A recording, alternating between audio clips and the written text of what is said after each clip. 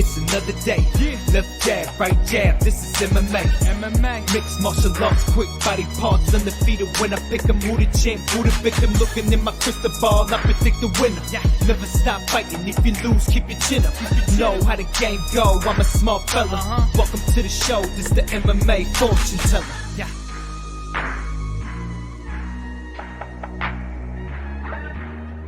The MMA fortune teller. The teller. Bellator 253 prediction video, as promised, delivering it to you guys. We also got Dana White's Contender Series Week 10, which is taking place tomorrow night. We'll touch upon that card as well. As you guys know, that's the last episode of the season, and I think that the UFC brass, they did a good job with this final card here. We got some intriguing matchups. It's a great card to cap the season off. One fighter in particular I'm looking forward to seeing getting there is JP Bays. You know, a guy that has a lot of promise. We'll be talking about that fight and some other interesting matchups as well. The Bellator card, Bellator 253. We got a hell of a main event. Darian Caldwell taking on AJ McKee. Of course, you know, the winner moves on in the featherweight bracket there in that tournament. And that's an exciting fight. I can't wait to talk about that with you guys. Can't wait to see that go down Thursday night. And some other interesting matchups on the Bellator card as well. It's a solid Bellator card. I've been decently impressed with them as of recently.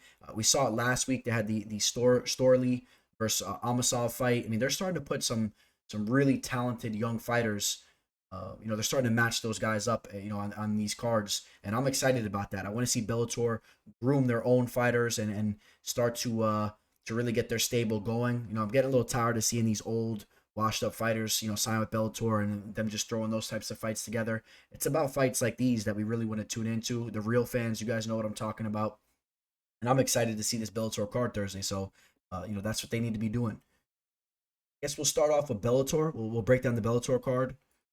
And yeah, I'm not going to go too much into depth with some of these fights, but these are fights that I definitely would like to watch. You know, we got Kevin Ferguson Jr. taking on Kahim Murray.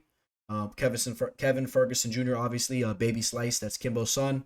You know, he's quite the favorite here. I think he's like a minus 300. But you know, this is a tailor-made matchup for Kevin Ferguson. Obviously, he's not really proven, but he has the name. He's been putting in work. He has decent power in his hands. He's been training with the Team Body Shop and used to put time in with American Top Team back in the day. And Kahim Murray, just a guy that's 3-3 that should take an L there, but you know, nothing that's concrete there. We got Keith Lee. That's Kevin Lee's brother. He's taking on Rufian Stotts. And we'll see how that fight takes place. You know, I'm not going to lie to you guys. I'm not going to say I put a lot of time breaking down the tape on both those guys. So I know Keith Lee is a very capable fighter and is coming off a win and trying to make a name for himself over there in the Bellator promotion. And obviously he has the name. So in the next fight, we got Jeremy Kennedy taking on Matt Bessette. Jeremy Kennedy is a guy that is a very legit fighter. I've been following his career for a long time. He was over with the PFL, the UFC. Well, first I believe he was the UFC. He put some time with the PFL. Now Bellator got their hands on him. And he's a very capable fighter, very solid fighter, very well-rounded fighter. He can strike, he can grapple, he can do it all. And Matt Bessette, you know, ex-UFC fighter as well, decent fighter. I expect Kennedy to go out there and handle business.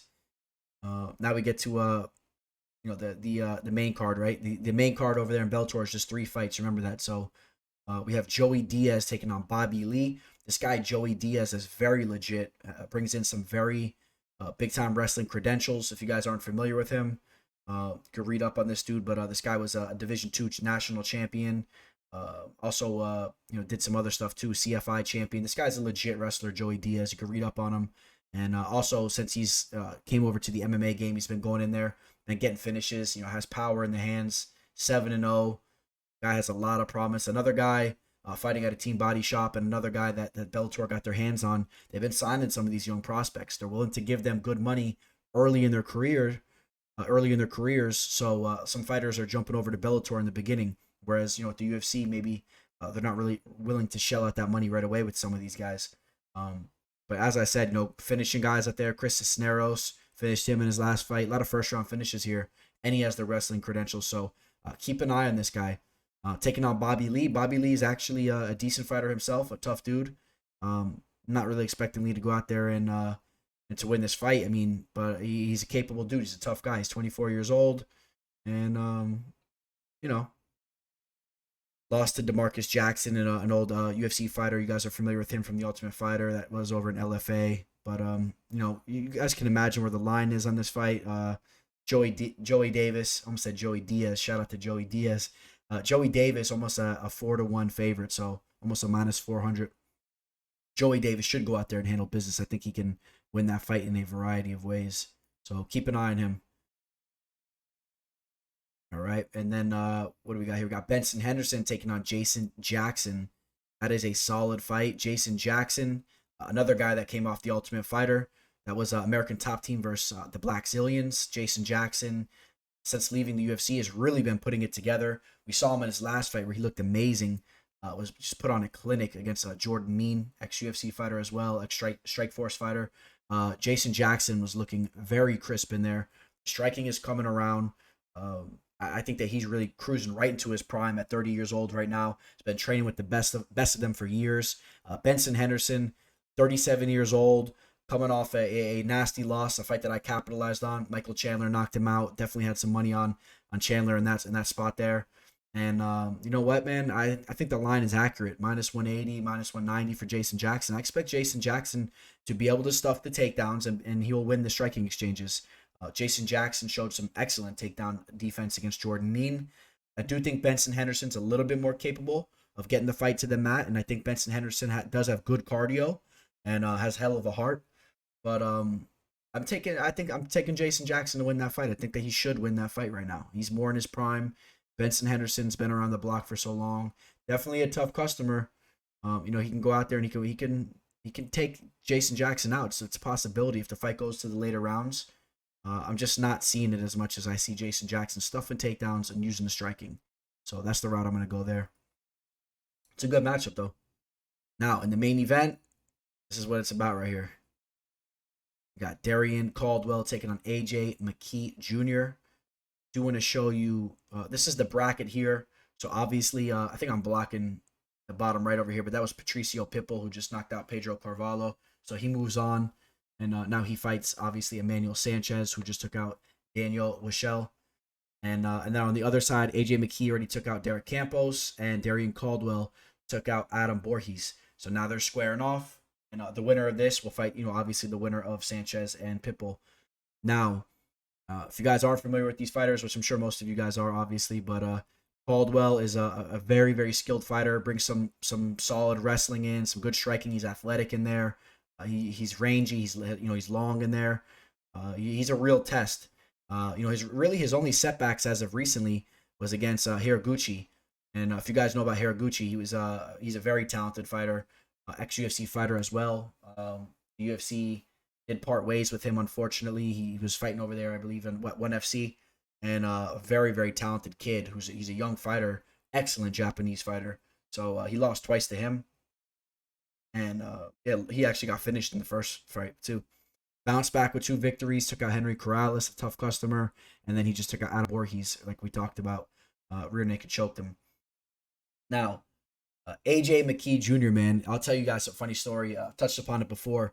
I was a big fan of his dad's, or I shouldn't say I was a big fan of his dad's. I used to watch his dad fight back in the day. You know, it's very up to date with his dad. You know, I've been obsessed with MMA, man, forever, man, for a long time. And I had my eyes on every different fighter, even outside the UFC. I was waiting for him to finally get his chance in the UFC. His dad did get an opportunity in the UFC. He actually lost, I think, to Jacob Volkman. But, his dad had this little show he used to put on YouTube, I think it was, or it was out there somewhere. It was about, keeping up with the McKees or whatever. He tried to do this little family show. And I used to see this dude, man, AJ McKee. He was just a little boy. I mean, a little boy. As you see now, he's 25. At the time, he probably was like 14, 15. And it was quite funny watching that and then seeing him progress to one of the nastiest prospects in the game. He's an absolute stud. This kid is the definition of the new breed. This kid grew up with a father that was a very legit fighter, and his dad McKee was a very legit fighter, very skilled fighter. He knew how to grapple, strike, all that. Just a complete mixed martial artist. Had a lot of victories in his MMA career. And, you know, AJ McKee learned everything from him from a young buck. So, I mean, this kid's an athlete too. He's just nasty out there, man. Touch upon what AJ McKee's been doing as of recently. 16-0, undefeated. Yeah, just finished Derek Campos in the third round. That was a nasty fight. He took out Georgie Karakanian in the first round. Not a lot of people go out there and take out Georgie like that. Defeated Pat Curran. I'm very high on Pat Curran. Very, very tough fighter. He used to hold gold over there in Bellator. I mean, these are legit fighters. Took out Justin Lawrence, the nasty striker, ex-UFC fighter. Blair Tugman, Brian Moore. I mean, he's taking out legit fighters, man. John Teixeira. You know, he's already proven in my mind. I mean, I know there's different levels to being proven. If he takes out Darian Caldwell, then it's a big step up. But don't get it twisted. Pat Curran is a legit fighter. So, I mean, right there already, he's already proven himself in my mind. Darian Caldwell, though, this is a fight that needed to be made for quite some time. I'm really excited to see how this fight takes place. You guys already know which way I'm going. I'm taking AJ McKee to win this fight. The line is right around like a minus 210, minus 220. And I understand because you got to put some respect on Caldwell's name as well. But I think McKee is just the new breed. I think he's more explosive. I think that he's just he's a nastier fighter in there. I think he can get this finish with a submission. He's so well versed. He can get a knockout. He really is the new breed. I like what I've seen from him. So I'm taking AJ McKee to win that fight. And yeah, and then if he wins that fight, I would love to see him get that eventual fight against Patricio Pitbull. Obviously, you know, Manuel Sanchez looked good too, so Pitbull does have to go out there and win that fight. All right. So yeah, that wraps up Bellator. And I think you guys know what time it is. It's time to talk some Dana White's Contender Series, Week 10. In the first fight, we got Chelsea Hacket taking on Victoria Leonardo. And you know, I haven't been giving you guys Dana White's Contender Series breakdowns as of recently. I kind of been there really wasn't a lot of fights that I really wanted to target betting wise, and also I didn't put ample time into some of these fights as well, man. So you know, I was really focusing on a lot of the main cards on Saturdays. I was really putting a lot of my time into those videos. As you guys saw, I was capitalizing, making some good money over the last couple months here, and that's really where I was putting a lot of my time into. But you know, when there's opportunities, I will jump upon a Dana White's Contender Series card and try to make some money. This card, I really put a lot of time into it, so I want to give you guys a good breakdown here, especially as we get to the top. Chelsea Hacket, this girl, you know, she has some pro Muay Thai fights. I think she's basically a Muay Thai fighter, but also is capable on the ground as well. I've seen her in trouble on the mat, and she was able to defend a triangle choke. She was pretty much locked up in it for a minute, was able to defend it. So she's a tough chick. She's really a tough chick. And her striking's legit. You see her in the octagon, or you see her in the cage, and she's throwing nice combinations. You know, she's mixing it up, throwing her hands, mixing in, you know, mixing her kicks in with her punches, you know, setting it up really nicely and putting some power into it too. And look, she looks good. She really does look good to be 21 years old and to already be performing like I've seen her perform. I think she definitely has some potential. Victoria Leonardo. This girl, you know, doesn't look horrible either. She didn't look like she was a horrible fighter, but I do see why Hacket is the favorite. Victoria Leonardo, I don't think that she really has any grappling skills that Hacket really needs to worry about too much, where I think that would be the avenue for her to try to get this fight down to the mat. I think I've seen Hacket in there against girls that were just as capable with the grappling, and she was able to defend, get back to her feet. And, you know, on the feet, I got Hacket winning the striking exchanges here. But again, if Leonardo can use some grappling, maybe she tries to blanket Hacket, and maybe, again, you know, there's only 4 professional fights that we've seen Hacket, or we see on her resume, and, you know, the limited footage you can pull up, you got to be careful there too. You know, we could see a lot of things, you know, progress right in front of our eyes with such a young career like that. So don't be shocked if Leonardo goes in there and she's a better grappler than some of these other girls that you see here, and she actually does get Chelsea down to the mat, and she controls the more striking based fighter. But from what I've seen, Hacket looks pretty capable all around, and I'm taking Hacket to win that fight. And the next fight, let me touch upon the odds for you guys real quick too. So yeah, Hackett's almost like a minus 245, so pretty steep odds there too. Now in the next fight, we had Sherrard Blackledge taking on Tucker Lutz. Both of these guys just recently won fights in Dana White's Contender Series. Both of them put on pretty entertaining performances. Tucker Lutz is coming in as the dog here, plus 145, and he looked good in his fight. Went out there and he took out Chase Gibson, an entertaining fight. And then same thing with Sherrard Blackledge. He went out there and he took out Cameron Church. That was that guy that had those big gauges in his ears, if you guys remember that fight. Good fight, though, man. This guy, Sherrard, definitely showed to be a well-rounded fighter. He's coming into this fight with the 4-inch reach advantage. He's the bigger, taller dude. And I do kind of understand why he's the favorite here. Not exactly sure if I'm crazy about a minus 175, though. Because Tucker Lutz is a capable fighter. I mean, he showed up. He came out there and he won his last fight against a guy that I thought was decently capable at himself, too, Chase Gibson.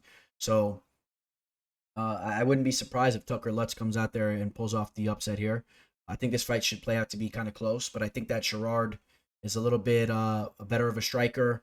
He'll be able to use his range in there. He's a little bit quicker, and I could see him winning that fight. You know, he looks smooth in there in the feet. He's quick. He's smooth. I think he's a little bit more athletic than Tucker, where Tucker is going to have to really pull some tricks out, you know, and shake things up to try to get a victory in there. Maybe he mixes in some grappling or whatever he has to do, but it's a good fight there. The winner of that, you know, if they put on a show, you know, the winner should be getting a contract. That's 2 victories in Dana White's Contender Series. In the next fight, we got Pauline Macias taking on Gloria de Paula. Gloria de Paula, this girl looks good, man. Training out of Shuto Box with Diego Lima and them. This girl looks good. You watch her fights, and she's a nasty striker. She's out there. She's good Muay Thai. She's nasty with the striking. 4-2 record. Taking on Pauline Macias.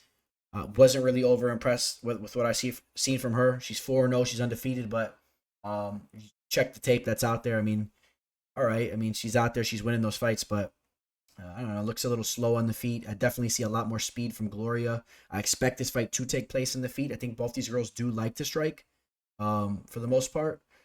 And, yeah, I mean, Pauline's coming off a split decision, a victory over there in LFA. I don't know. I want to take Gloria de Paula to win that fight. All right, so here we go, man. These 2 next fights are dope. JP Bays taking on Jacob Silva. JP Bays, this is a guy, you guys are familiar with his fiance or girlfriend or wife, whatever she is. Cheyenne Bays, who just got the contract, who looked ferocious in her fight over there in Dana White's Contender Series. JP fought on Dana White's Contender Series a while back, if you guys remember. He fought, and he was only 21 years old at the time. So think about that for a second. He did take an L there. He fought a guy that was a crafty fighter too, man. Joby Sanchez. That was a guy who was from the Ultimate Fighter or something like that. I mean, he was a crafty dude that was been around. A lot of fights over in LFA, this and that. And JP Bays, this guy brings in some real wrestling credentials. This guy was like a wrestling champion. I think it might have been freestyle or Greco-Roman over there from South Africa. But, I mean, a very, very polished wrestler. This guy is legit. And even in that fight, he lost that fight. You saw him in the first round. He slammed Joby right on the top of his head. I mean, this guy's legit. And now he's 24 and a half years old. For those of you guys that know about training and fighting and whatnot, going from 21 years old to 24 years old, 24 and a half, you know, almost 25, there's major strides in your game. You know, if you're consistently training like this guy is, and he became a man. If you look at his body now compared to how he looked then, this guy has became a man since then. And has went out there and he's strung off 4 victories in a row since that loss. And, you know, finishing dudes out there and everything. So he's nasty. He's a nasty fighter. And in that fight that he lost against Joby, he did get finished. He got flattened out. He kind of gassed out, in my opinion. I think the Big Show kind of starstruck him. It was a big step up in competition, and he kind of gassed out in there, to be honest. And I think that was a learning experience from him. I think he'll win this fight. He'll get a contract, and he'll be a true threat to the division. His opponent, though, Jacob Silva is a guy that just, you know, fought not too long ago as well, and put on a very, very impressive performance. He showed up. He was a dog going into that fight, just like he was a dog here. And against Jeff Molina, a guy that's very, very talented. Jeff Molina's legit. Keep an eye on him. But Jacob Silva was no pushover in that fight. Jacob Silva, you know, he carries power in his hands. You saw it. He clipped Molina a couple times. And he's game. Showed some good takedown defense. He's well-rounded. Jacob Silva is a legit fighter, so keep an eye on him as well. But JP Bays, I just think that he's the real deal. I really do. I think he's the real deal here. So this is a big fight for him, and this is a real tough fight for Jacob Silva. getting matched up with just straight killers here. So, you know, minus 300. I think the line, it's even blowing up, I think, now. JP buys minus 340, minus 350. You know, JP is legit. Then we got the main event here. We got the big boys. This is a cool fight here. Nick Maximov taking on Oscar Cota. Nick Maximov is a Diaz protege or protege. I mean, I know he's a big boy, so I mean, I don't know exactly how much training they do together and whatnot, but this guy has some real jiu-jitsu skills. This guy participates in a lot of jiu-jitsu tournaments. You see him over on the UFC Fight Pass, and can definitely go out there and submit anybody. Whereas Oscar Cota is just a tough Mexican dude, a big boy. Carries a little bit of extra weight in there. You know, could definitely be, you know, more lean, more trim. But, you know, he looks like he likes his rice and beans and whatnot. And, hey, you know, that helps them out too, man. Some of those tough Mexican fighters, man, they got granite chins. You know he's going to have power. You know, you want to watch an entertaining fight, go watch his, I think, yeah, this last fight against Christopher Palencia. You know, Christopher didn't answer the bell for the second round. He couldn't get off the stool after the first round. That was a very entertaining round. This guy, Oscar, brings it. Almost finished the fight there in the middle of the first round. And he's a brawler, bro. He's really a brawler. So, entertaining dude. Nick Maximov, though, he should go out there and win this fight. You know, Nick can also handle himself in the feet very well, and at the same time, Nick is a very, very skilled and technical grappler, where I think he can exploit Oscar's grappling, and I think he can get a sub and control him there. Now, another thing to take into consideration, Nick Maximov is not a heavyweight fighter. I believe he's going to be a light heavyweight fighter, but taking this fight at the heavyweight division, you're going to see a major weight difference here. You know, you're going to see a major weight difference from these two guys. So maybe that plays a factor, but I don't think it'll be enough. I think if anything, Nick will be more conditioned. You know, he'll be a little quicker in there and all that. So fighting out of the Nick Diaz Academy, I'm taking Nick Maximov to win that fight. So that's going to wrap up this little prediction breakdown video I put out for you guys. Good talking to you guys again, or, you know, good putting my my voice out there for you guys to listen. I know I'm not getting no feedback back, but I feel like we're all out here chilling. So, you know, much love to all you guys. I hope this video helps you out. If you guys want to make some money, hopefully I gave you some insight on some of these fights. You guys know the deal. If you ever want to work with me, reach out to me. I can give you some, give you guys my pricing and whatnot. If you want to work with me, I'm definitely going to have a lot of plays throughout this entire week between all these things going down, especially for the weekend with the UFC fight card. That video is obviously up already as well. And that's pretty much going to wrap things up, man. It's late over here. It's late Monday night. About to hit it to sleep. Hopefully I could try to upload this video to you guys before I pass out. Otherwise, I'm going to have to upload it in the morning. On that note, signing out. Teller. The MMA fortune teller. The teller.